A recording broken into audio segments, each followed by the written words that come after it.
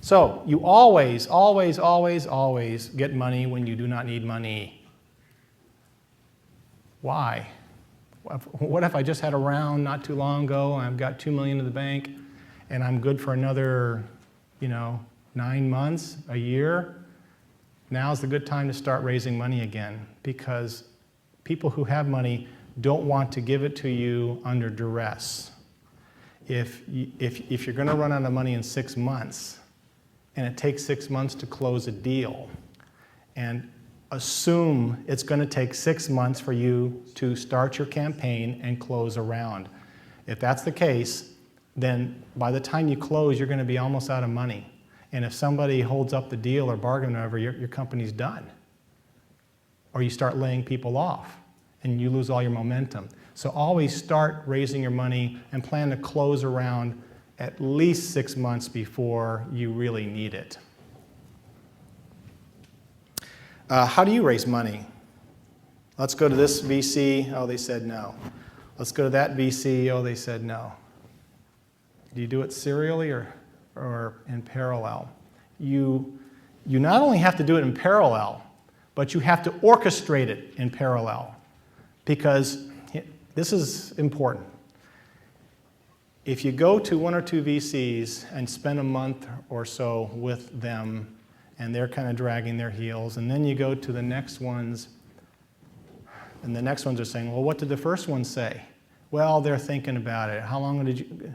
Okay, they see hesitancy on some other people, some other investors' part. They're going to make them hesitant, and all of a sudden everything's being strung along. Everybody's waiting to see, well, why didn't they never... If you do everybody at the same time, nobody knows what hand is being dealt where, what potential partners might be thinking, that, because you often don't get money from just one person, you get it from several venture capitalists, and they want a team and partner. You want to create this feeding frenzy all at the same time. Hey, did you get a pitch by this company? Oh, they're going to do it you next week? Well, let's talk about them right afterwards.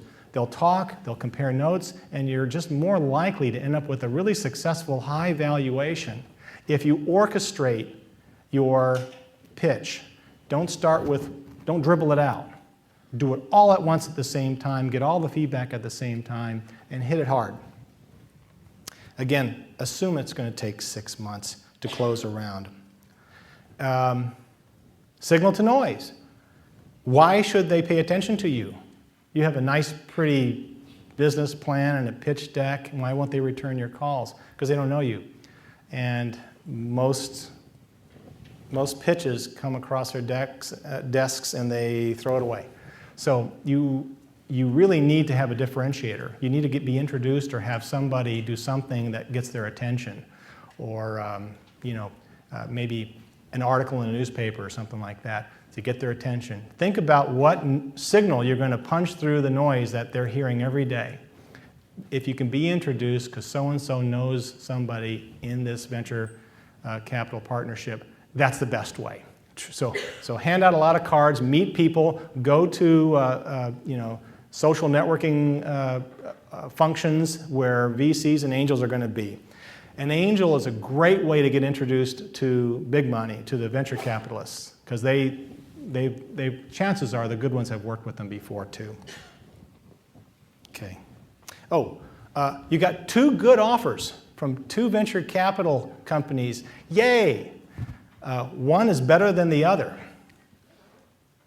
One is better than the other. What should you think about when you decide whose money should I take? Does it matter? One's a better offer. One's going to give you $25 million for 10% of the company. The other is going to give you $25 million for 15% of the company. Hey, it's my company you're taking there. I want that. What do you think about? Go for the best offer? It really depends. If one is a mid-level, not so well-known venture capital company, and the other is a super top tier, NEA or one with a great track record and history of getting their companies acquired, you should probably go with the name brand. because they can make deals happen. They can bring in money for the next round. They have a cachet that's hard to compete with. That's my belief.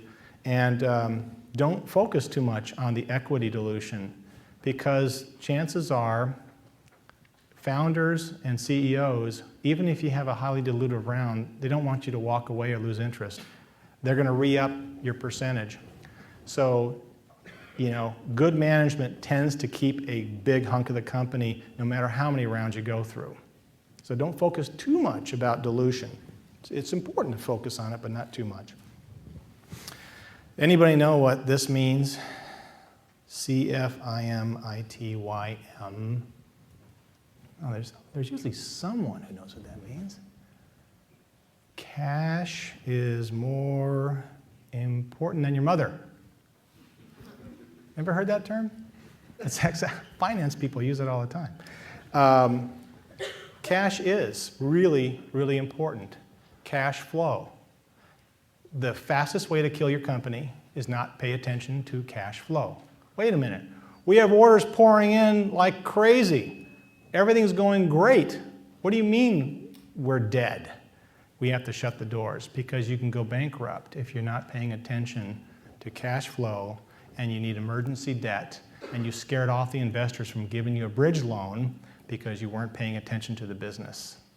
So if you don't want to hire a CFO, have a good rental CFO. And a lot of startups just rent a CFO, but make sure they're paying attention to it.